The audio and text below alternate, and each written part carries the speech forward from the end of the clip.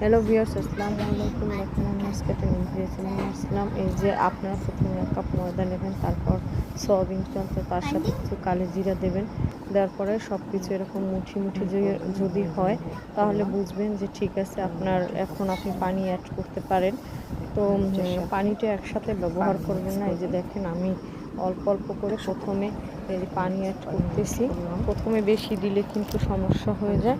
তো আপনি আপনার মতো করে অল্প অল্প করে মিক্স করবেন। মিক্স করার পরে তখন দেখবেন যে আলহামদুলিল্লাহ হয়ে গেছে। আমি এখন আবার একটু দিলাম, যে আমার কাছে মনে হয়েছে যে আর একটু লাগে।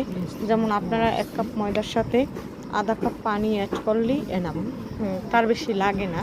তারপরেও অনেক সময় এই যে দেখেন আমার কিন্তু মাখা আলহামদুলিল্লাহ শেষ। তো এখন আমি আপনাকে দেখাচ্ছি। এখন আপনি কিছু তেল ওইটার সাথে মিক্স করে 10 মিনিটের জন্য ঢেকে রাখবেন। রাখার পরে দেখেন এই যে আমার রুটি হয়ে গেছে। যেরকম আপনার ইচ্ছা সেরকম আপনি ডিজাইন করে নিতে পারেন।